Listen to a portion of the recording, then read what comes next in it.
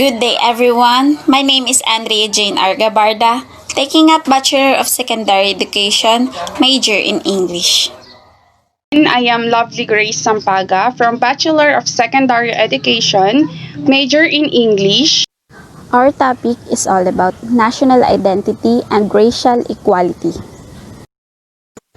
First of all, what is national identity? It is a sense of a nation as a cohesive whole, as represented by distinctive traditions, culture, and language. Next is racial equality. It occurs when institutions give equal opportunities to people of all races. In other words, regardless of physical traits such as skin color, institutions and are to give individuals legal, moral, and political equality. It was already stated on previous report that the Filipinos had no written history before the Spanish contact, nor is there any evidence of any indigenous account of their past, apart from oral epics. The only written accounts of the Philippines past before the 19th century are those emanating from Spanish sources. This is Isabelo de los Reyes. He is also known as Don Belong. Born on July 7, 1864 and died October 10, 1938. He was a prominent Filipino politician, a writer, and a labor activist in the 19th and 20th century. He was the original founder of the Iglesia Filipina Independiente, an independent Philippine national church. He is known as the father of the Philippine folklore, the father of the Philippine labor movement, and the father of Filipino socialism.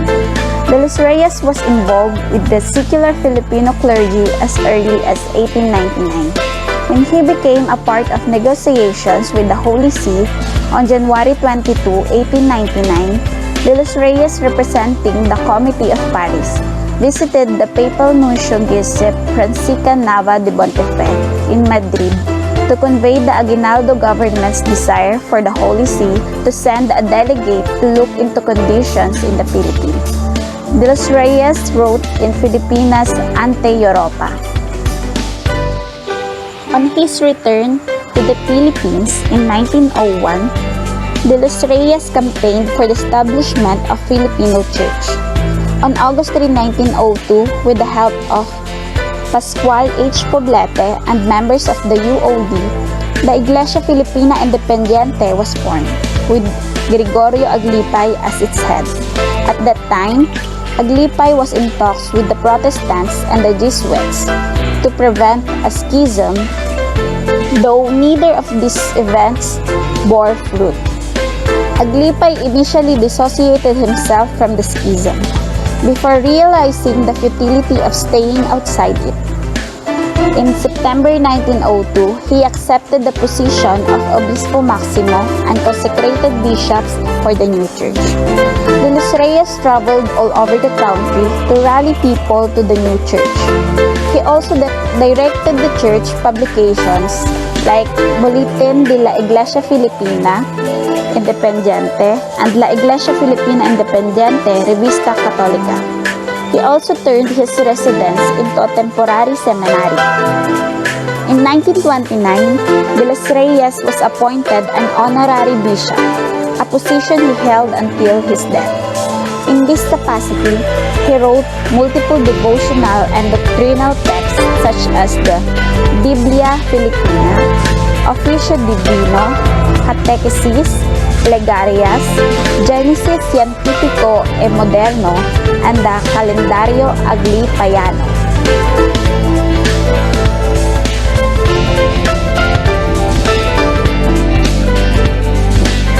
In 1887, at the Exposition Filipina in Madrid, a 23-year-old Indio named Isabelo de los Reyes, living in colonial Manila, won a silver medal for a huge Spanish-language manuscript which he called El Folklore Filipino.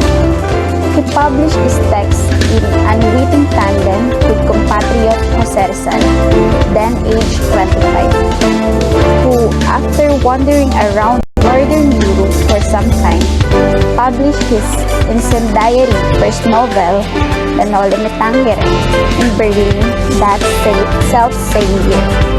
This book helped earn him martyrdom in 1896, and later the permanent status of father of his country and first Filipino. At the same time, a number of passages have a rather different tonality. At the start of the exposition of his outreach result, Isabella wrote, "Bari-bari, di ka agungot pari, kapinukan kami, iti pabakir kada kami." Literally translated, these lines means, "Bari-bari," an Ilocano interjection for which there is no equivalent in Spanish. "Do not get upset, compadre, for we are only cutting because we have been ordered to do so." Pedro Alejandro Paterno y de Vera Ignacio. He was born on February 27, 1857, and he was died on April 26, 1911. He was a Philippine politician infamous for being a turncoat. He was also a poet and a novelist. His intervention on behalf of the Spanish led to the signing of the Pact of Biak na Bato on December 14, 1897, an account of which he published in 1910.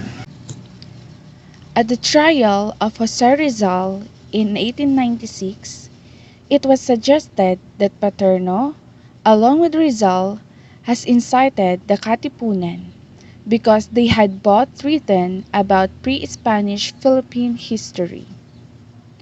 As evidence for their complicity, the Spanish prosecution cited Paterno's earlier work, Antigua Civilización, as promoting ideas which had consequences both erroneous and injurious to Spanish sovereignty.